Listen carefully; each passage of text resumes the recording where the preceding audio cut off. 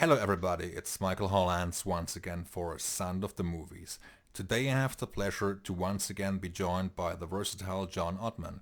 On this episode, we will talk about winning the Oscar for Bohemian Rhapsody, the art of editing and composing for pictures, and much more. John, thank you for taking the time out of your schedule again. I really appreciate that. And John, the last time we spoke about your fabulous editing job on Bohemian Rhapsody, among other things, and soon after we spoke, you were nominated for the Academy Award and you actually won.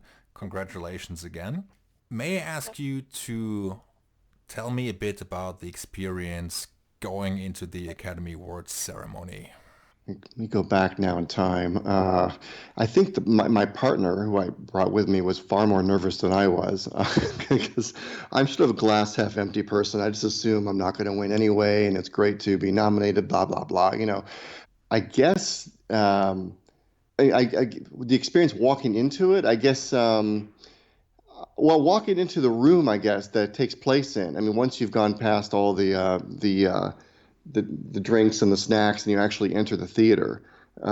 It's a lot smaller than you think it's going to be, and you don't really see. It's all the cameras are pretty remotely operated, and so you don't really see cameras and so forth. And you see a lot of people that you know in the audience, and so I always thought to myself, if I ever won an Oscar, I'd be terrified to get up there, knowing that like a billion people were watching me, and I would be stymied for words, but when it actually happens, you get up there and you forget that you're on TV, frankly, or I did, and you just kind of like thanking your peers, and I wasn't nervous at all. And you're all also probably on the adrenaline, of course, and the relief of winning. So that sort of makes you maybe forget about all those things as well. But that was sort of interesting to me that I just wasn't nervous in the slightest bit. I guess, if you want to talk about the moments leading up to that or the ceremony, you're watching all the entertainment, you're watching other people get awards. And I mean, I guess I had the same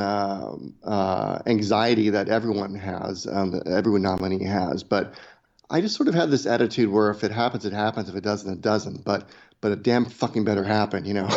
So, because I mean, everyone who knows the history of that project, not that you know, everyone who's nominated pretty much deserves, and it's just an award, and whoever wins wins. But it was a unique experience for an editor, I would say, and I felt that I felt that my contributions had created the movie that it was, and so I really felt as if I deserved that award, and I was hoping to hell that I would win. But oddly enough, when I was watching the ceremony, I wasn't nearly as nervous as I said as my partner who was sitting there. Just I don't think he was even paying attention to what was even happening. So Yeah, I mean, oh yeah, I totally get that. I mean, I've spoken to many people who have been to award ceremonies, and they actually said, well, we have been so nervous that we actually feared having a heart attack when they called up, the name of the winner. So I believe for certain people it must be pretty nerve wracking. The whole, the whole exposure. You are on worldwide television. A billion people yeah. watching, so that adds a lot to the tension, of course. Yeah, and I'm superstitious too, so I didn't really want to prepare a speech. I mean, I just had bullet points in my head that if it were to win, I could just wing it up there, so it felt more natural, and that's what happened. But the only thing I was really nervous about was I knew that if I did win, I wanted to close it with what Freddie's father told him in the movie. And I'm going to forget it again. It's a good deeds, good something, and there's a whole order to it. And I could never remember it, which I can't now.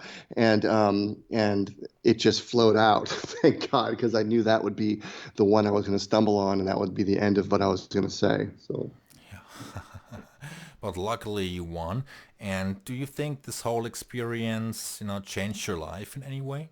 if I really wanted to be a film editor full time, it would have changed my life because, a million things opened up for me, even more than they already had. I mean, I've said no to so many editing gigs because, I like writing film scores, and I'm at a point in my life where I don't want to be stuck in a room for a year or two on one project, unless it's something that's so amazing and so changing the world in so special ways that I would be fine doing that to myself.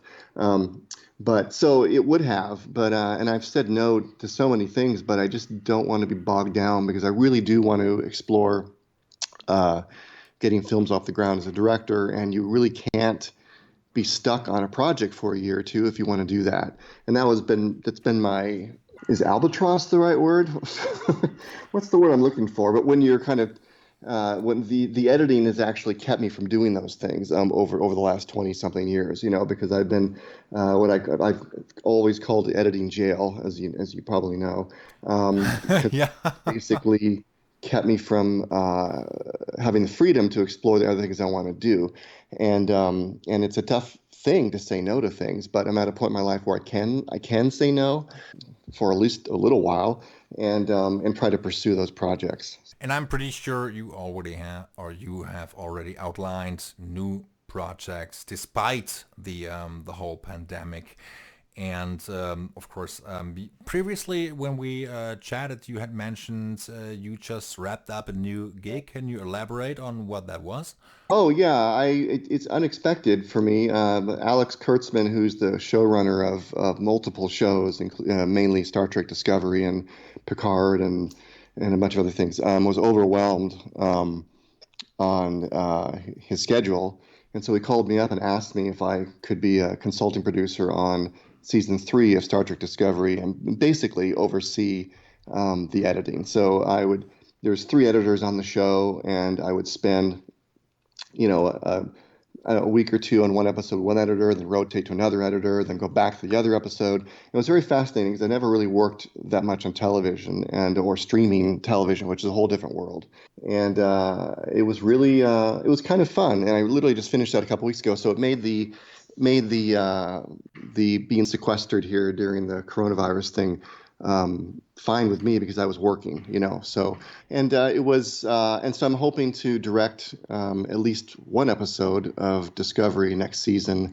And if my episode isn't a total disaster, then it would be great to do more of those. And my dream would be to be a recurring director on the Star Trek shows. So. Oh, fantastic! I would love that. I mean, Yeah. you haven't, if I'm not entirely mistaken, you haven't directed in a rather long time, or am No, I? not since Urban Legends, because I got so busy, went from one project to the next, whether it was a film score or whether it was film editing or both, and I got basically distracted. Although I needed to make a living, so I went for the thing that was the sure bet, and now that I can afford to not do those things, I can take the chance and do a Discovery kind of thing. And for me, as a lifestyle thing, it would be great because your commitment for an episode of TV is maybe a couple months from pre-production through production, and then you can take a break or move on to another one and keep it fresh. So that would be sort of the dream scenario for me. Aside from getting a film off the ground, if I really wanted to destroy my life for a year or two, but it has to be something that I mean, I really want to do that, but it has to be something that gets me out of bed and is something that I need something that's so great that I don't mind destroying my life, because otherwise there's no reason for me to do that. I don't need to do it for ego. I don't need to do it for any other reason Yeah, than something that just excites me.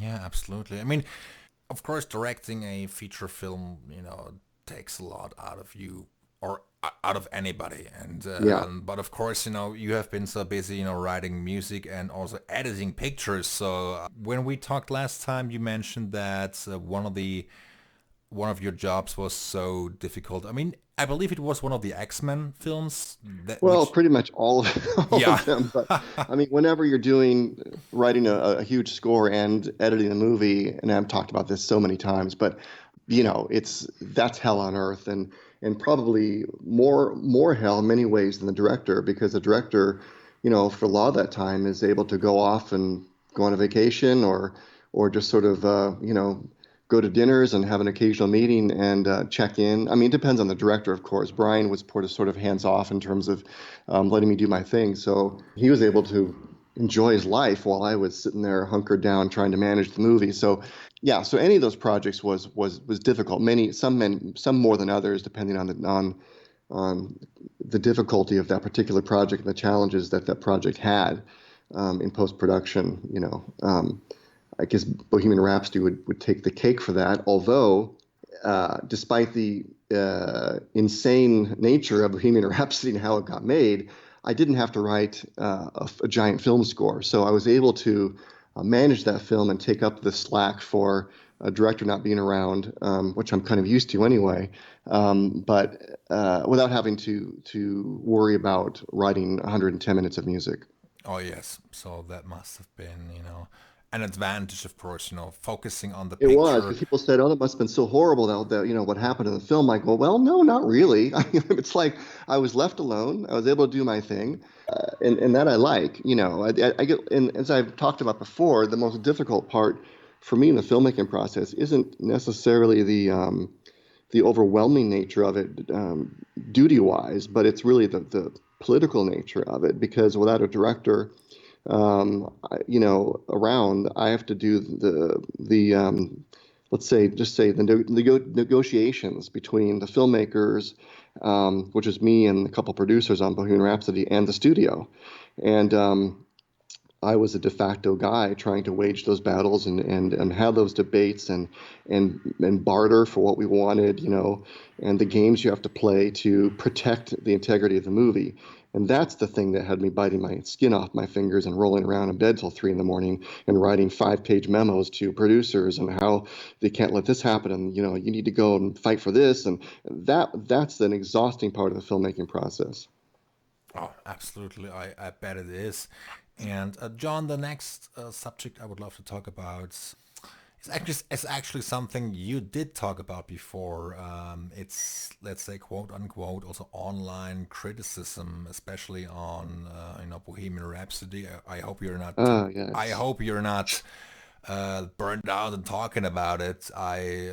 If you don't want me to No, it's mention, fine. It's good therapy. yeah, it's I wasn't even aware of this until very I was recently. neither, and sometimes I wish someone hadn't even shown me this guy's video he put on the internet, because it was something like, at the time, like 500,000 views, and I was just horrified, because, and I'll say this again. I mean, I'm the first one not to defend that particular minute and a half scene out of a 2 hour and 10 minute movie, but what upsets me is that, there's a lot. There's another hour and 55 minutes or whatever of work I did, that it's amazing how a minute and a half can dismiss people's minds, So, but and again, I can speak really briefly about what happened with that scene. When I say what happened, it's not like it's an unwatchable scene.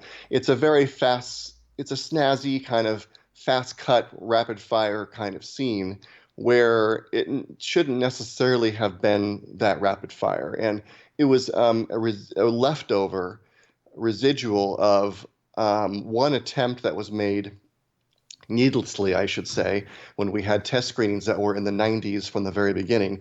But the studio wanted the first act to run so fast, almost as if it was like a montage, the entire first act. And I pushed against that and won most of those battles. And we had a test screening, and I was just horrified by what I was watching. So I went back to the editing room, and I returned many of those sequences back to the way I had initially done them, or at least made them breathe more. And that scene outside the pub, I just missed it. And when you've got so many moving parts, when you're trying to finish up a movie, and when so many people were watching the film and never really commented on that scene, I forgot about it, and I really wanted to fatten it up a little bit. That's a good explanation, and I certainly don't know why they brought up this particular scene, and what, or I Well, and don't. also the guy mentioned that, well, why am I not cutting to a foreshot on the table of the band? Well, I I would know. have loved to have done that, but it didn't exist. I mean, the scene was shot very quickly because it was a reshoot of the same scene that had taken place in another location, and before I had reorganized the concert scenes in the film. And the initial meeting with John Reed, their manager, took place after they succeeded with a tour in the U.S. But the way we decided to play it was to meet John Reed before they had succeeded and before they had gone in these wild tours. And so the scene had to be reshot. Anyways, it was reshot very quickly, and there was no master shot. So when someone says, why didn't, the editor do this? Well, sometimes the editor doesn't have the material to do that with. And oftentimes in the past, I will go out, if I don't have the material, and I'll either shoot it with a splinter group, or I will ask for it to be shot, and it gets shot. But because this was a reshoot already, there was no time to go back and get anything I needed. Good explanation. I already suspected that. I mean, of course, I have watched the film a number of times, and I never even felt there was anything wrong with that in the first place. Yeah, it's a stylistic choice. It's funny, though, because it's really against the grain of my normal style, because I don't normally like to cut that way. I will if the scene warrants it, but so it is kind of hilarious if you think about it that I got dinged for that when it's really not even my aesthetic in the first place. And I also love it when people try to come across as the number one authority on a certain Yeah, well, don't get me going on that. No. No, sorry. I would just like to see this person cut Live Aid, or a few of those sequences, and or any of the challenges I talked about in actually making a movie, which is like I'm giving a little dissertation tomorrow for the Editors Guild, and one of my things I'm going to talk about is editing a movie is far more than editing the sequences. I mean, you can be really snazzy and creative and out of the box and create an amazing scene or a number of scenes, but it's about how you step back from it all and how you tell that story. And that's one of the other arts of film editing. I think the word editing is such a misleading word to use for a film editor, because it implies that film editors just remove things, whereas, film editors are just basically storytellers. And if anything, I would say most editors prefer protracting moments, making them longer, which is another art, because most times when they shoot a scene, they don't really think about protracting. They shoot it very quickly, and the material is much faster than it should be for drama. And so the editor finds ways of making the scene even feel longer, and building the drama and milking moments to create greater emotion or drama. And that's one of the arts the film editor does that people really don't give credit for. Very well put. Thank you very much for elaborating on that, John. And of course, I don't have to mention that you have been tremendously successful. And if you look back on all the projects you have worked on, which movie or which score stood out the most for you? Any picture you can think of at the top of your head, no matter who directed it? I mean, it's like every film score has something I love in it and something I hate in it, so it's difficult to just say, this is my favorite film score.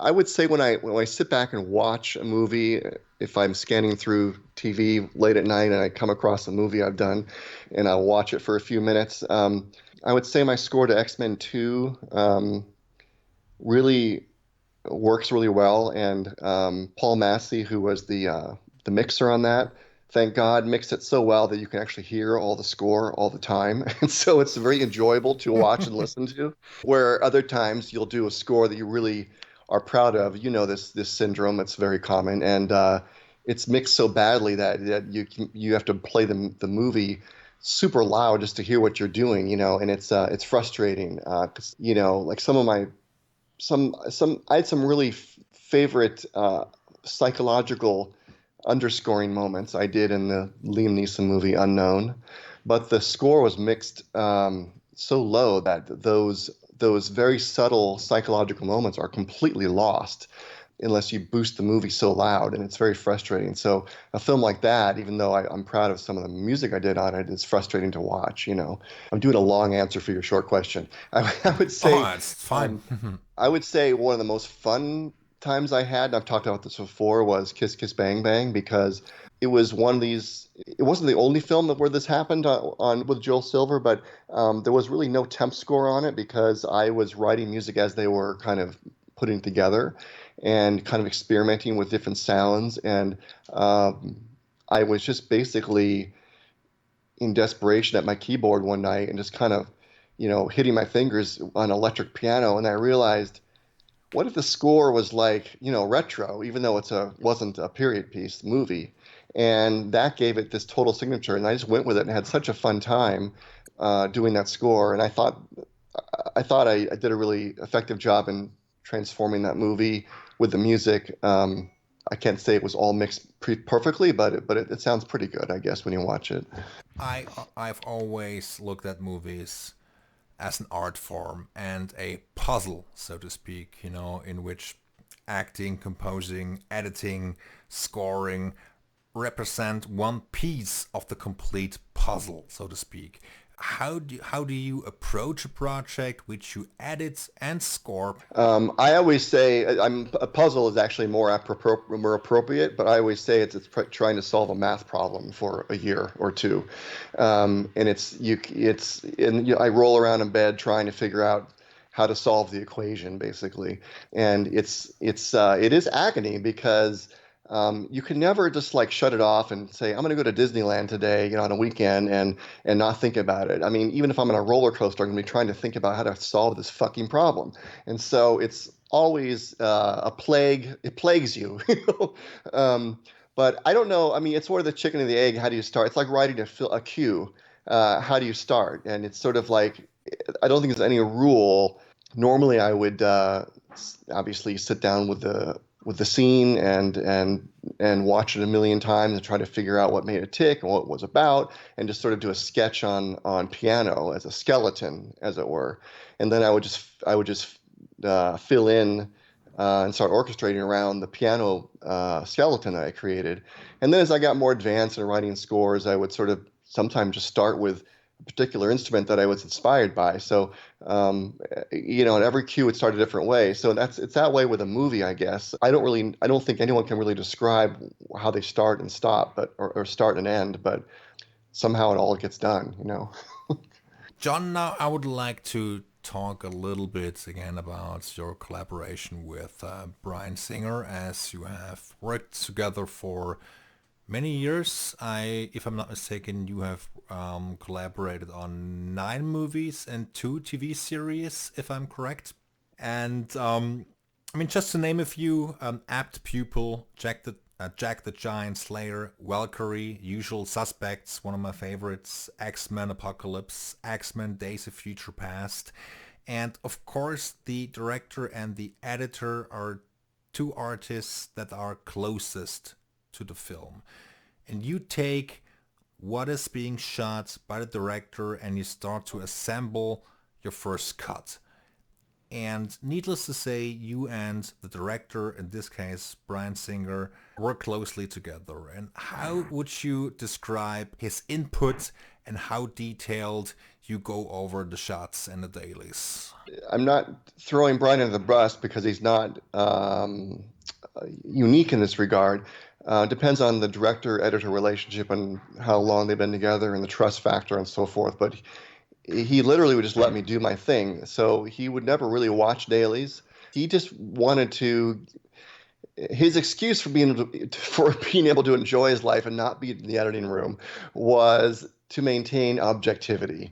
And there is some truth to that, I guess, to basically make himself forget everything that he did on the set, so that when he walks in and watches a cut that I did, that if he's moved emotionally, he's good to go for the scene. He's totally cool with it. He just wants to be an audience member and be affected by what I do. And he also would never want to pollute my mind as to the way a scene should be done, because then he was afraid that he would ruin the potential of something that I might stumble upon that might not do if he told me to do the scene a certain way. So in that regard, he also didn't want to taint any of my inspirations. So he would go away for quite a while, and I would put the cut together, and then he'd come, and and then he would make notes on certain things that he wanted to change or didn't like or wasn't moved by. And however, when we're shooting, he would come in every. I would beg for him to stay away, because I just don't like anyone being around. It's the same when I'm writing it, when I'm recording a film score. I hate it when people are there because I just think better. But so he would stay away for maybe a week or two. I would do some stuff, and then he'd come in and with friends, and then he would make some comments and walk away. And then after he would watch a series of chunks of the film, then he would go away for about 3 weeks. On a vacation, then I would assemble the entire thing and temp score it and then present it to him. And on some of Brian's films, you also have a producer credits Right. or different producer credits. I mean, the producer credits on those movies, God knows they weren't for any profit participation, but they were basically, they wanted to give me the title because I just went beyond what a normal editor would do. I mean, I was not only was I strapped with writing the score, which was a monumental task on many of these movies on its own, but I would be on the set shooting things. I would always have a running list of things I wanted to go shoot. I would declare a scene wasn't working, and we would literally reconceive it while we were there, and write a new scene and shoot it.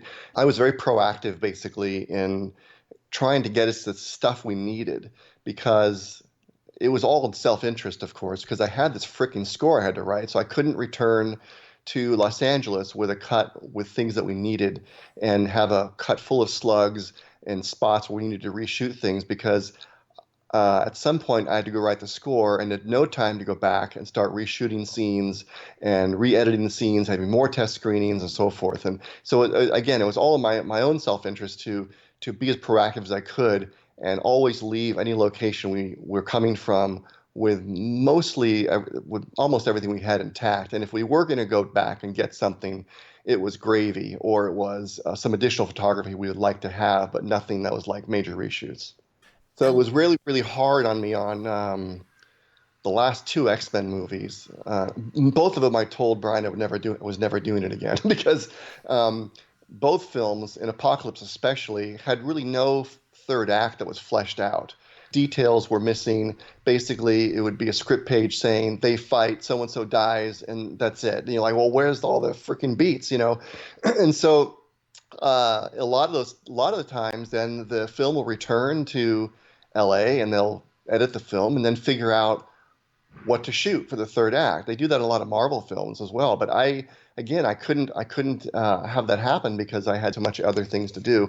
So right then and there, I would sit with the previs artists and with the second unit director and try to flesh out the details, basically writing script pages ourselves, trying to come up with a logic to always these very complicated third act finales. And then we would be flying on the seat of our pants going to shoot it all, trying to get out of there with what we needed. And Apocalypse was the worst. That just didn't have much of a third act at all. The script was just not nearly as good as Days of Future Past. I had a lot of issues, and so that was the one where I said, that's it. I'm never doing this again. I cannot. It's not worth it anymore. I'm not 30 years old anymore. And and then Bohemian Rhapsody happened. And I got that call and I was like, fuck, how do I say no to this?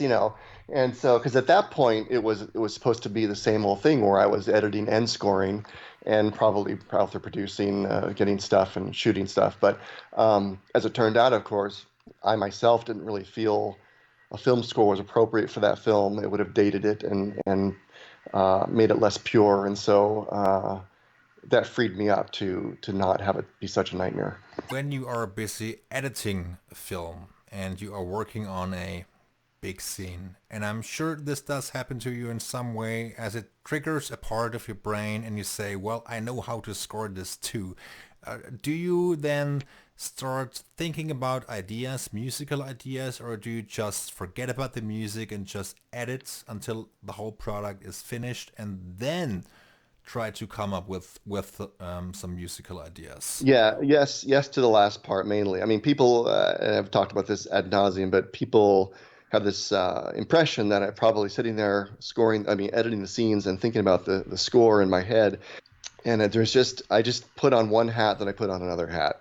I mean, I will know it's going to be a musical sequence, or it's going to be one that is going to be a cathartic moment musically. So I will intentionally, editorially stretch things out and so forth. But what that music is, I have no idea at that point. I know what it'll feel like, but it's not like I then run home that night and write something. I also don't tempt the movie as I cut it, which is shocking to people, but and I've made this speech before, but yeah, I feel like if you can get away with the powers that be and not tempt the movie and have it be dry. I mean, unfortunately, I was able to have that license to do that. Yeah. Makes a stronger film because you're able to confront the issues without being fooled that the music you just put in is making is fool. In other words, if you cut the music, it fools you immediately that the scene's working.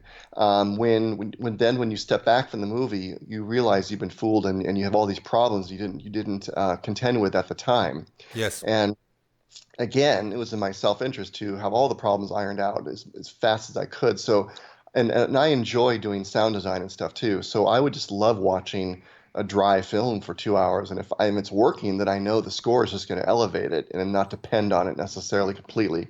So that was my thing. And then if you wait until the film's assembled before you do the temp score itself is far more well thought out and less.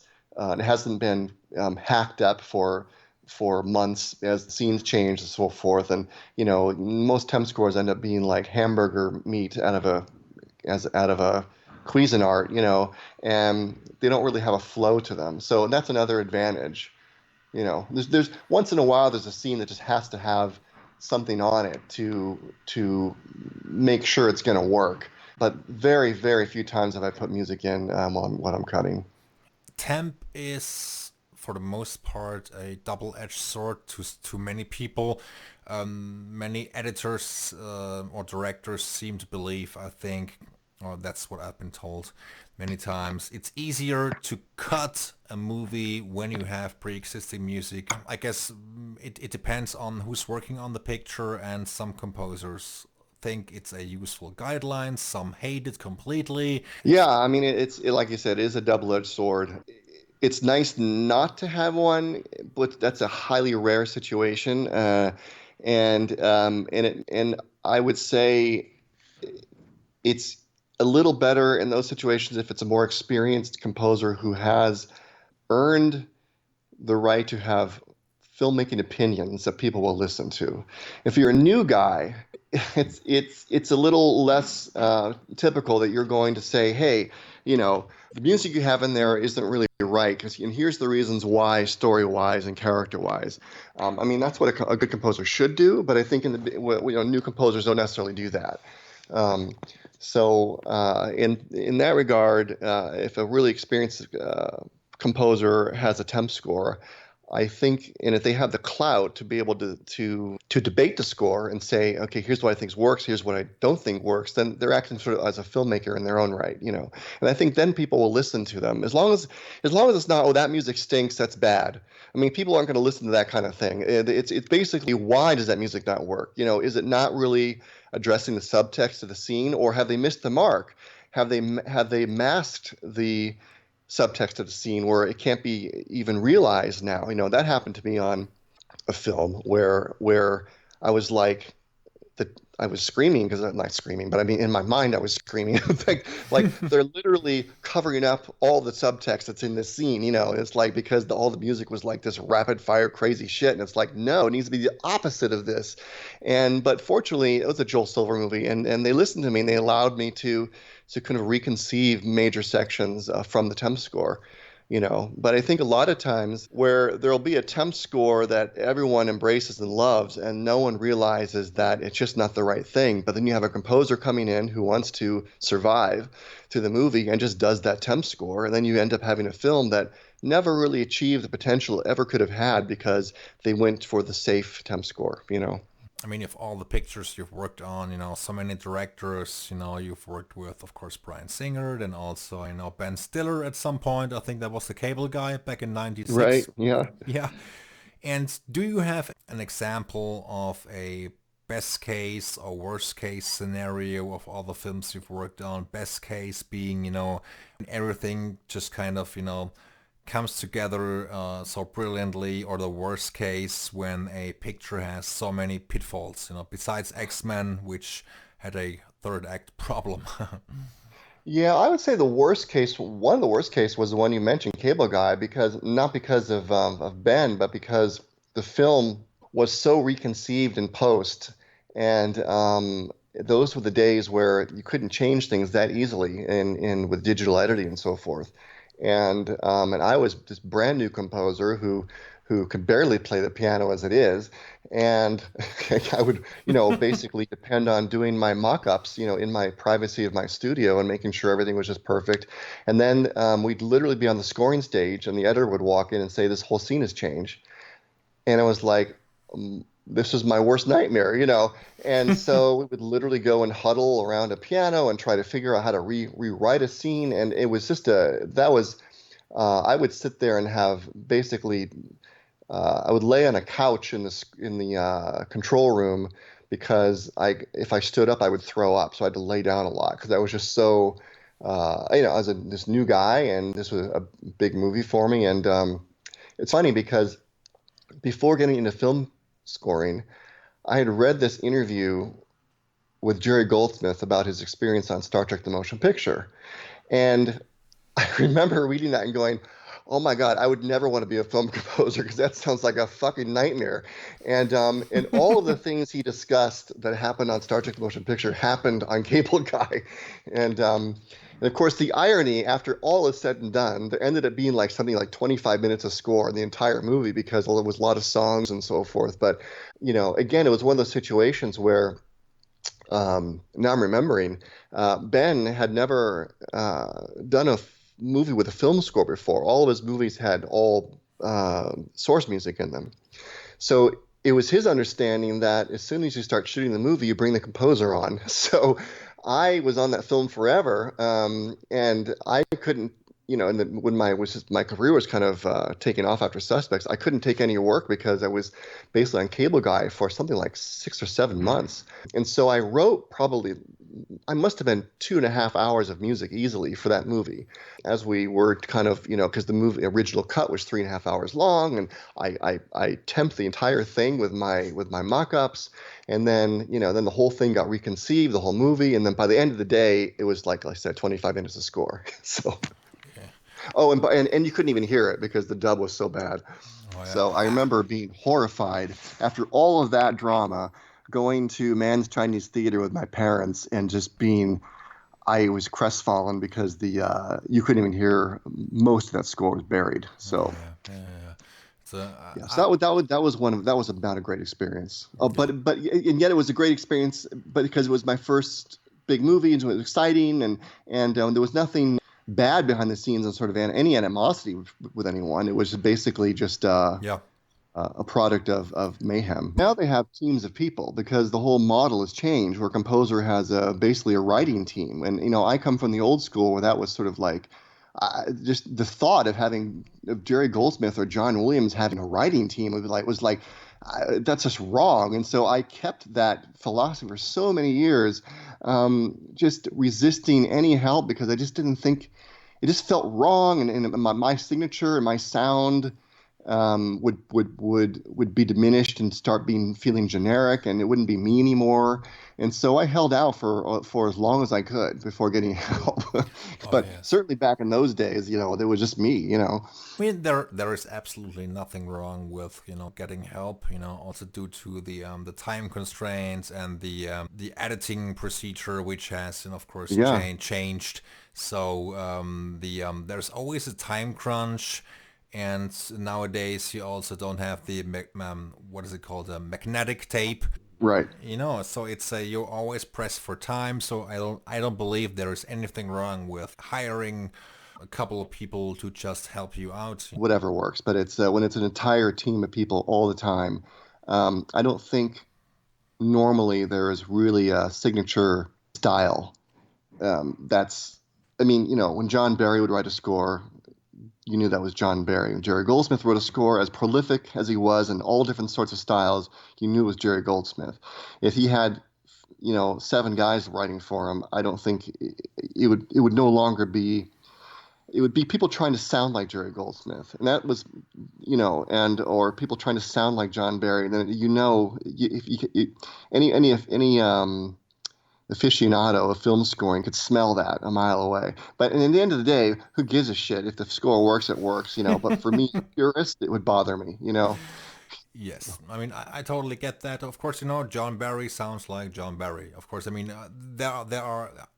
I don't mean that in any derogatory way. I love. No, exactly. No, I mean, I think it's amazing if you have a style, because then people want you for what you do. Absolutely, Um, absolutely. so And of course, Thomas Newman sounds like Thomas Newman. He has exactly, exactly. Again, he's one of the few remaining original sounds out there, because it doesn't sound like to me he's got a whole team of people working. I'm sure when he gets bogged down or things start changing, he's got some people to help out. But I think it's basically coming from the brain of Thomas Newman. absolutely. That's a very interesting point. And of course, the business will change again down the road.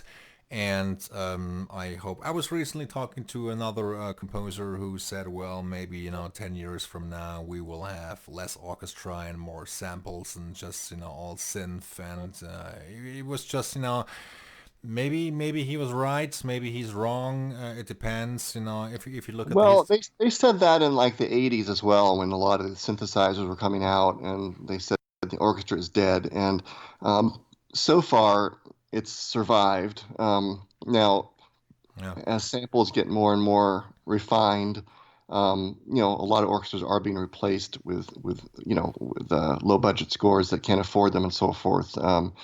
I think the funny thing is, for a composer, it's a sad state of affairs when you get a low budget movie, but they want the sound of an orchestra. And so basically you spend at least twice the amount of time writing, because now you're producing. You're not just writing the score, but you're also producing the score out of your studio, where every little sound has to be perfect. Every little fake violin line has to sound just right, like the real thing. So you're spending probably twice as much as your composing time just massaging the sounds. And I've been on films like that, where even if it's just a synthesized score where you're using omnispheres and so forth, and I'm like, I'm spending so much time designing sound. And yet when I get a film that has a big budget for an orchestra, say like Jack the Giant Slayer or something, it's so much easier to write the score for me, at least, because I just think orchestrally, and I can just be sloppy. I can do a piano line that's a little off the click. Who gives a shit? Because the orchestrator will make sure it sounds fine. And so you can write much quicker. And as soon as I'm done writing, I'm done. I can move on to another cue. I don't have Yeah. to produce anything. So Absolutely. And that's an interesting subject. I believe we could talk about this until the wee hours of the morning. yeah, yeah. Uh, the business has changed, and the let's say the thematic material is not as big as it used to be, and the No, and that drives me crazy. I mean, that's another. And there's an art to having a thematic score, but not have it feel like it was written 20 years ago. There's a way to do it. You can still yes, have a yes, theme with an A, a B, and an A structure, and revisit it through the movie and give the film far more cohesion, I think, than a lot of scores out there today have. I also think because it's another soapbox issue. But you know, eh, when composers don't spend that agony up front preconceiving all of those themes, which is it's an agony because you want to start writing, but if you spend that time, it pays off tenfold because now you have all your themes and you can basically the score almost, I won't say it writes itself, but you know where it's coming from and where it's going, and so you can plot it out and you have a much better score, you know. And I think a lot of these times, because themes are sort of on the way out, or right now, or they're not so focused on anymore. As a composer gets a film and they just dive in and start writing. But I don't know, I wouldn't know where I was going, you know, Yeah. because then you're just writing music for the sake of surface level energy, but you're not really addressing the film from its soul, you know what I mean? Or you're not creating a soul of the movie, Yeah. or you're not bringing out the subtext, you know. It's all the art of how to do it tastefully. I mean, you don't want to clunk people over the head with some super thematic score for a movie where it's not warranted. But and it's not like every character when they walk in the room doesn't have a theme flowing. But at the same time, you have overriding theme for the film and a couple motifs to reflect certain elements of the subtext of the story. Again, you're just going to have a stronger movie. John, what's actually next for you? You know, I don't know at this moment. I just finished up my little stint on Star Trek, and like I said, I think and hope what's next is to direct an episode next season, whenever that is, because no one, obviously, given what's going on right now, no one has any idea. And aside from that, just trying to get some projects off the ground. Absolutely. Let's see what happens, and I hope the whole pandemic issue will be over soon. If there's any silver lining in it, it has accelerated the clout of films on streaming, Yep. Netflix and so forth, because you know some of those films are pretty great, and now I think given what's going on, they're going to be blurred in with all the films that are going to be on there that would have been released in a theater, and I think the Academy now is going to have to consider all the good work that's throughout streaming now. What they're doing now is these limited series where it's one season. So it's really like, you know, a movie that's 10 hours long. So you can have a movie that really explores characters and there's, you know, an evolution of the storyline. It's not nothing has to be truncated, and I find those to be sometimes far more satisfying than watching a movie. You know. Yes, absolutely. Great stuff out there. But of course, the studios need to make money, and if you spend Yeah. $200 million on a movie, it better pay off. And Right. then of course you need to release it theatrically. And of course, the theatrical experience is still so wonderful. And Yes. I hope the whole pandemic doesn't, greatly affect theatrical Yeah. distribution down the road, because that would be a major pity. And because some movies are best experienced first in the theater and then just enjoy it again at home. Yeah. And I mean, Bohemian Rhapsody is a I said a quintessential example of that yes, because yes. I mean I have a little screening here, little screening room in my house, and I would show a couple friends the movie because I wouldn't allow them to watch it on TV, so they have to watch it here in my screening room. So we would watch it, and you know it sounds pretty great in there. I have a little THX system and so forth, but then during the whole Academy thing where you have to go to different screenings, and I went to this giant screening at a theater in Hollywood, and there's just no comparison, zero. It just had a absolutely different feel. That's a total audience participation movie, as is some of those big Marvel films or whatever. And so yeah, that will be a loss if we don't have the theater experience. John, thank you very much for taking so much time out of your busy schedule again. I really appreciate that. And I Sure. enjoyed the conversation very much. Yeah, I didn't think we'd have much to talk about, but we always do, so it was fun. Yeah, great. And I hope we get to chat again in the future when you have new Yeah, projects sure. coming up. Yeah. And John, thanks again, and stay safe and healthy, You and too. I hope you have a good day. You too. Hang in there. Take care. Bye, John. Bye.